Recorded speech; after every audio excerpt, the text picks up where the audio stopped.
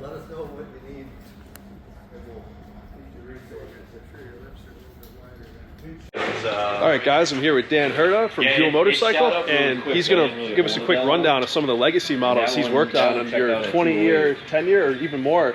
Over 20 years. Over 20 years at BUELL. So you've been a part of every step of every model pretty much in terms of development. We could start over here at the end. This was your favorite bike, you were telling me, in this lineup at least. I've got a real soft spot. The XBRR, this was an out-of-the-box race bike that was put together. We ran it at the Daytona 200 in 2006. Had some really great finishes in the club races earlier in the week. Had a really good showing in the actual 200. Unfortunately, the Jeremy's bike broke down during the race, but this is just a fantastic bike. It's a beast of a bike. I mean, it was absolutely a pure race bike, nothing but power, just an animal to ride, and an awful lot of fun to work on the development. I can't tell you the number of days that I slept on shop blankets in the garage because we were trying to get this done and get this ready for Daytona. So it's a fond memory at this point. It was miserable at that point, but I miss those days. So this is definitely have a soft spot for this. That's awesome. And this has a lot of the components you even see on the newer models, like the perimeter rotor, Olin suspension. This is like 1190 RS technology, 10 years ahead of its time. Well, this was, it was what can we do to, the sky's the limit to make this bike fast. So when you have a clean sheet and you can do whatever you want, a lot of that went into this. And same for the 1190 RX when we developed it. It's clean sheet. Wanted to make that bike as fast as possible. So what can we do for the RS and RX to make that the best performing bike possible? And now this still has the fuel in the frame, like correct, like the later bikes. Wow. Okay. It is really similar. I mean, the chain's on the other side. This is the air-cooled engine, but this, even then, you were saying this is incredibly high output. It was. Yeah, I can't remember off the top of my head what we actually made with these, but compared to a production XB of the time, it was probably putting out close to double what the stock motor put out. That's incredible. So maybe close to 200 horsepower, even, or not quite, but getting up there. There was they were very powerful. Out of an air-cooled Harley, essentially, that's like unheard of. And you had the turbocharger bike to hit that 200 horsepower mark as well. We were the Diablo project that unfortunately never saw the light of day, but those bikes were getting close to 200 horsepower boosted. They were, again, beasts of bikes, but we were starting to tame them down. We had the boost tuned by gear so that you could pin the throttle, shift through the gears, and the front wheel would just kind of float so that you didn't hit the maximum boost until the bike was moving at a speed where the aero could keep it down. It was also an awful lot of fun. That's awesome. What about this next bike in our lineup right here? So this was one of the race bikes that was built in the early days of EBR when the company was just getting regoing, the XBRR. So there was very few of these made in 2010, 2011 when the company was getting restarted. So this is like the first iteration of the water-cooled 1125 platform in a race bike version? Correct. There were 1125 race bikes that were built also. Okay. We were racing Daytona sport bike at that point and doing very, very well. So this would have been like the next evolution onto that. Ah, okay. Under the EBR banner at the time. Wow, it's cool to see the evolution going from this over to this bike, and now we're going to go on to the next bike here, which is another one. It's another XBRR. Yes. Another 1125 RR. Got another one in the split lap livery. Wow, this one has like interesting radiators. They're kind of the carbon fibers. It's like the ducting is interesting on this bike. I really like it. It's all molded into the fairings here, and your radiators are kind of a part of the ducting. We got the split lap 1190 RS. Very, very successful race team also. Wow. Out of Australia, if I'm remembering correctly. That's cool, man.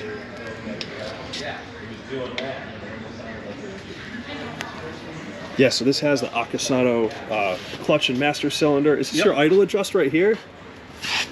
Or no, it seems like it's some sort of brake adjustment. On the, wow. It was for as the pads thinned out and faded, or not faded, but thinned out, you could dial in a little bit more pressure to get the brakes back. It was... That's cool. That's something I never even heard of before, doing that on the fly. That's incredible. What about this next bike here? This is another 1190 RS? Yeah, so this is with the AMSOIL and the Hero livery on it. So they were one of our sponsors. And that's enough to say about them. Okay. So on to the next one. This is one that I believe Bill had the graphics done up on. Yes, I see there's some of his old ventures stickered onto it. Oh, that's cool.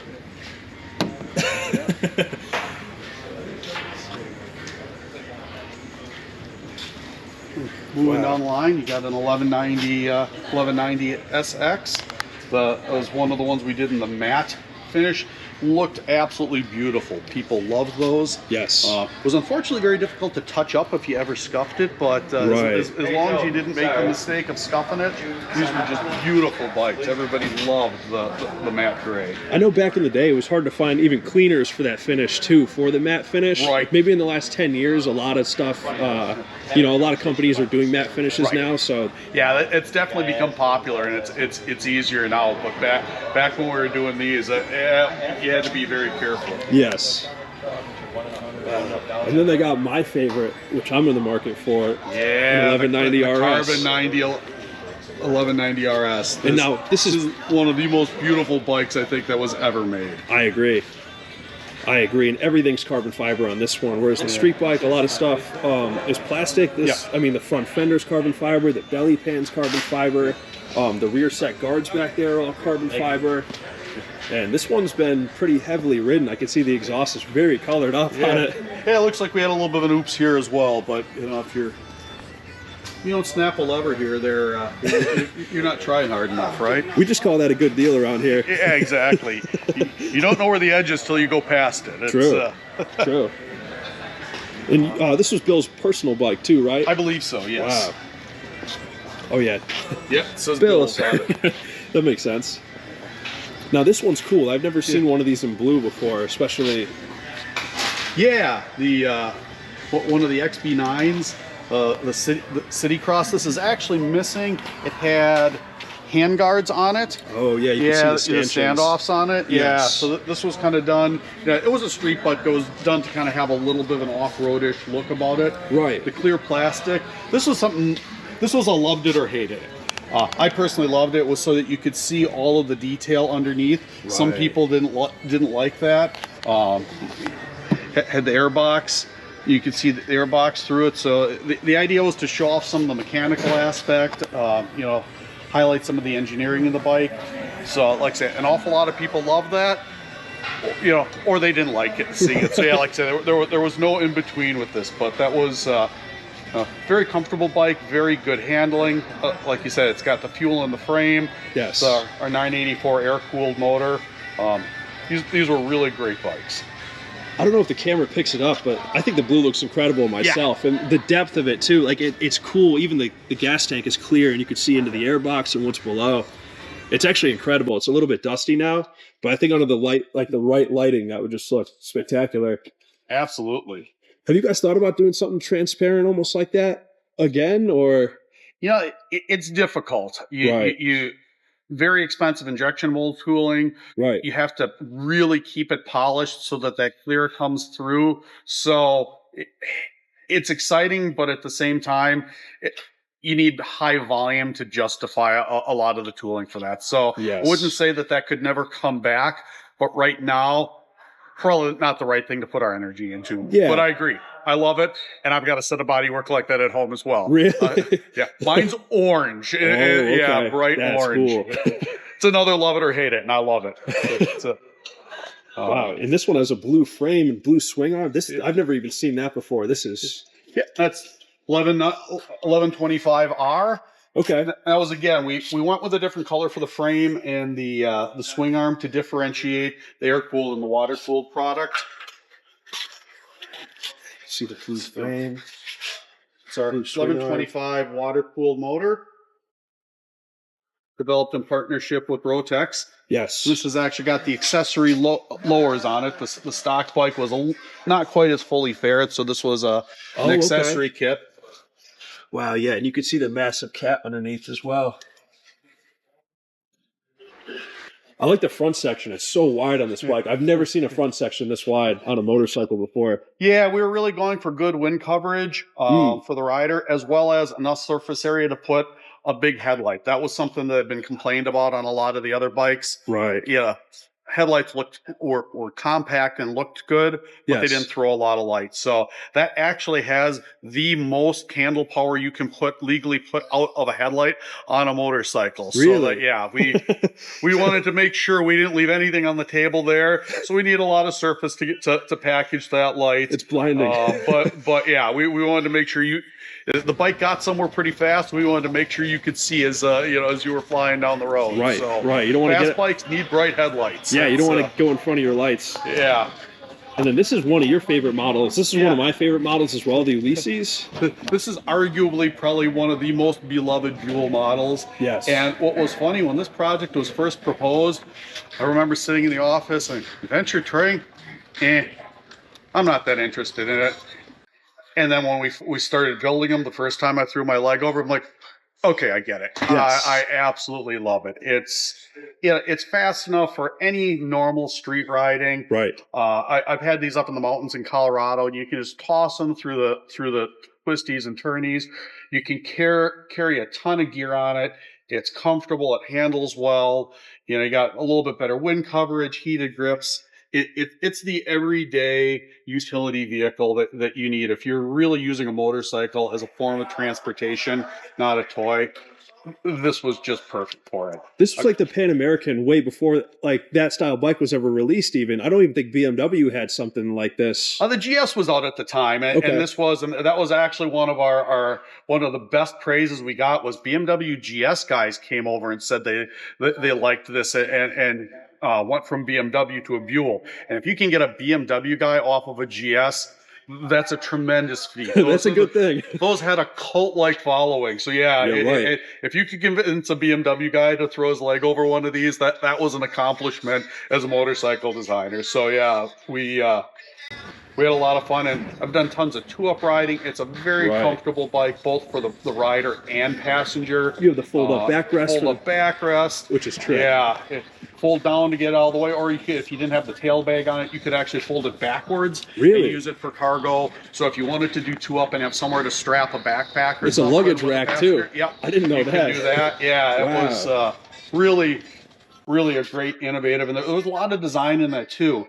It's got metal partway through it, so it's nice and stiff for the rider or passenger to sit against. Right. But it doesn't go all the way up, so that if you do get into a collision, it doesn't put stress on the wrong spot of the rider's back to enhance an injury. Right. So there is tons of engineering into what looks like just a simple seat to make sure it's functional as well as safe for the passenger. I like the almost cam drive it has to fold it up and down too. Yep. I think that's a really trick setup. Needed to lock in, really securely, but also be quick and simple to adjust. And it managed to accomplish both very well. So we're getting to the early models now. We're going back in time at this point. Yes. So this would have been what was in production the day I walked through the door at Buell. So this was the S1 Lightning. It's one of the air cooled based on the XL Sportster motor, although it had an entirely different top end on it. Yes. To be higher performing. The engine was a fully stressed member of the vehicle, so that's why the trellis frame could be more minimalistic. You can see the engine attached up and then through a mount to the frame. Yes. Okay. Yeah. This bike is iconic. It created the street fighter category. Nobody had ever used that term for a motorcycle before. Eric coined that term to describe this bike, and people didn't quite know what to make of it to begin with. It's not a standard, it's not a sport bike, what is it? And so it really created a new class of motorcycle that now it has become really very popular. It's one of the most popular classes, street fighters. I mean, that's the hottest seller almost on every brand. Absolutely, yeah.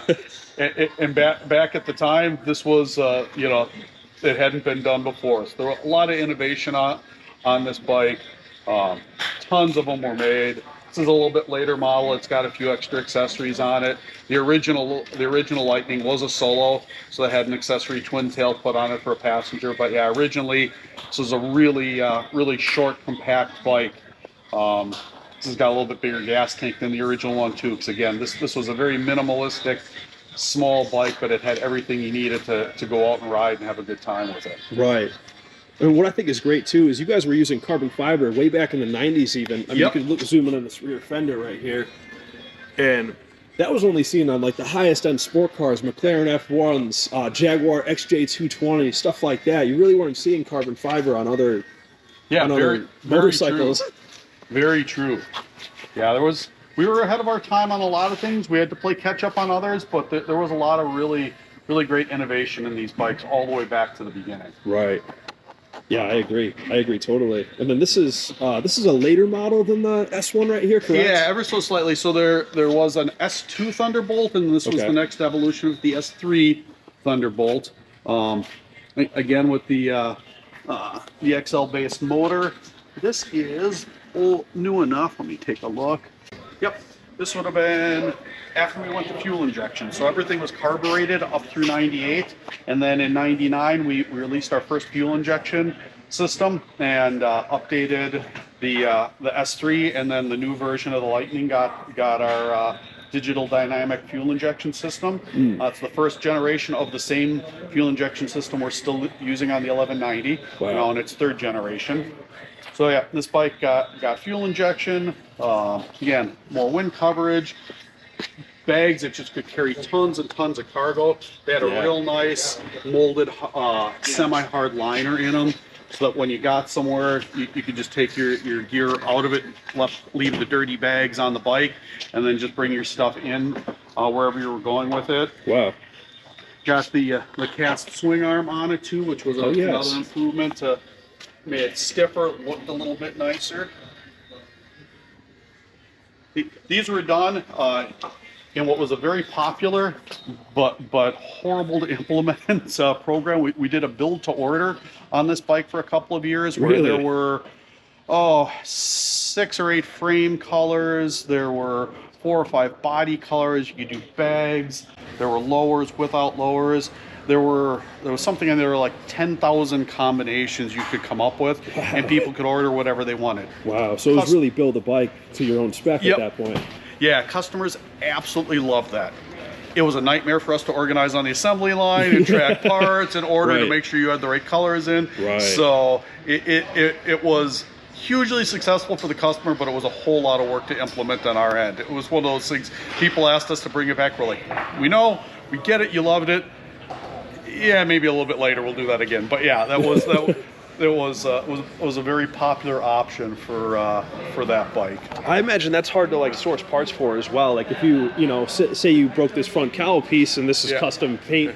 Well, they weren't custom. There were just many different paint options. Right. But it was very hard for us to stage what to have in stock when you have that many options. Yeah. And bodywork parts take up a lot of space. Painting's a long process. Right. What color should we have painted for this week? You had to look to see what was being ordered, and instead of doing stuff in batches, hey, I want to paint 10 of these.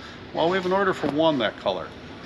Yeah, so there was a lot of changeover time in the paint booth, and so again, great idea, just difficult to implement in the scale we were at. Sure, that makes sense. Yeah.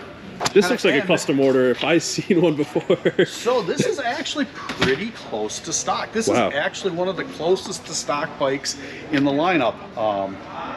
Another one that I've got a soft spot for. This was the first brand new model I worked on when I came in the door. So this was released in 1999. It was an update of the S1 Lightning that we looked at before. This was the X1 Lightning. This was the platform that the fuel injection system was developed on. So it was developed for this, and then it was applied over to the Thunderbolt. So yeah, these were built from '99 through 2002. Had a lot of kind of really neat things about it. Kind of talking before about the whole build to order. Painting parts was always a hang up for us, and we were still using blow molded plastic tanks at the time. So you sometimes ran into a little bit of problem with outgassing, and you could see there was some bubbling on that. Yes. So this, we went to, there's actually a plastic fuel shell under a cover. Right. So once again, it made it easier. You didn't have to paint the whole tank. You didn't have to worry about outgassing. We changed the styling of it a little bit, and without having to redo the fuel tank. There's big, long certification processes for fuel tanks. So you could do one tank and you could still make changes to the bike without ever having to touch that. Yes. It just made a ton of sense. This was molded in color. Very, yeah. This is one of the first times we did that. So you can't scratch this off. If I scratch this, it would be this color. It'll still be red underneath it. That's incredible. And again, with it's a little dusty, but you can see very high, very shiny for a molded in color. Absolutely. You know, at the time, you didn't get that sort of shine out of most plastics. No, they're always dull and. Yeah. So this was a new plastic that came out. I believe the trade name for it at the time was Serlin. But again, had to make sure the tools were very highly polished, the injection mold tools, so it was a little bit more downtime to do refurb and make sure. But again, you got a great looking product out of it. So yeah, across this, about the only thing, the mirrors aren't stock. They would have been up here. It's, the cross piece on the bars got added. Probably this gauge. So this would have been plastic, but still the same layout. Okay. And then this was an accessory seat with the. This is a Corbin, right? Yeah, a Corbin that was made for Buell. There's Buell. Yeah, the Pegasus is on it, but other than that, this bike is actually reasonably stock. Now you've issued over 20 patents for Buell. Are any of your patents on this motorcycle? I know you mentioned this is the first fuel injected model, and that was like kind of your niche. Yeah. I was new to the company at this point, so there were a number of patents that have my name on them, but at the time, none of them were on this bike yet. By the time you start getting down the line, there were a few of them around the other bikes, but yeah, nothing on this yet. So I was still a new engineer at this point when we were working on this. That's awesome. Very cool. And I do think that gas tank is a great idea, because if you do crash a bike, usually the gas tank is one of the first things that goes, and it's very expensive to fix and color match and everything like that. So just the idea of putting a new skin on it, if you scratch this one or dent it or whatever, it seems like a no-brainer. It even lets you change the whole color of your bike. True. You know, it was not a huge body set. Right. You know, you didn't have to repaint a gas tank, so you could completely change the color of your bike. Yeah, just the tank, the front fairing, front fender, and the cowl, and it's... Yeah, and you got a really great different look about it. And I know people who had multiple color body sets because they didn't take up a lot of space, they weren't real expensive. So yeah, it made for a really nice option for the customers. That's awesome. Well, Dan, I don't want to take up too much of your time. I know you have a robotics. Yep, I'm headed off to coach robotics for the high school, so trying to get to another world championship. Yes, you will make it happen. Dan, after talking with Dan, Dan's like probably the most intelligent guy from Buell, I would say. He's been around the longest. You've helped develop a lot of the platform here, so thank you for spending the time to speak with me today. And you bet. You taught me a lot of stuff about the Buell platform, and I think it's going to end up we're gonna end up using it in turbo bikes in the future. Fantastic. So, it was nice spending the last couple days with you. Yes. Oh, it was phenomenal to pick your brain, really. Anytime. Awesome. And now we'll go to Chris Probans or Bill Melvin. We'll see. Have a good one. Thank you.